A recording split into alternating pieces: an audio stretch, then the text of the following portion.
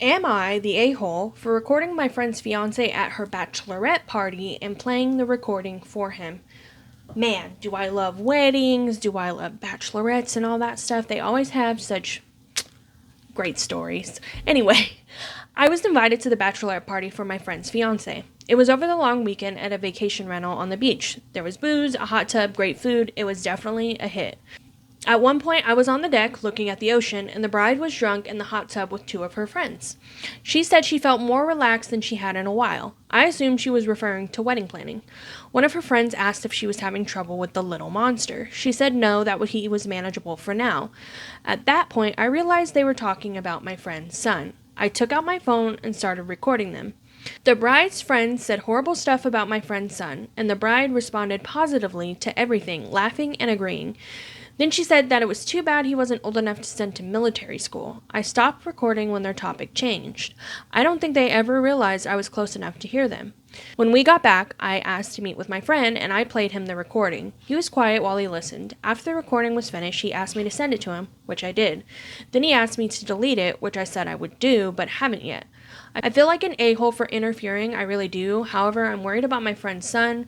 Depending on what my friend does, I might need to send this recording to the poor boy's family. I feel like I've overstepped, but what else can I do? Was I being an a-hole?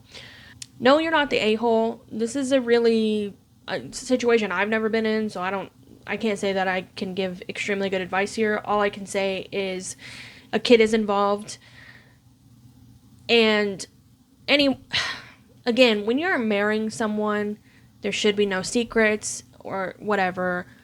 If you have ill feelings toward something in your partner's life, you should say something, especially when it comes to a child. And I wouldn't want somebody around my child that was able to make fun of them and whatever else. So I'm glad she went to the friend and let her know, because this is just, I don't know. Like I said, this has never been something I've had to deal with, and I hope I never have to deal with something like this. But if, let's say my friends' kids, all my friends that I love, I would want those kids to be safe and protected. And if that meant recording somebody saying some really crappy things about them in order to open their parents' eyes, then that's what you gotta do. Because you're about to marry this person, spend the rest of your life with this person. Definitely don't want them with someone like that.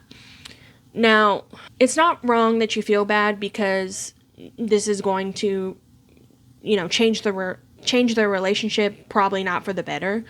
But you're not an a-hole in the sense of just being scared for a kid.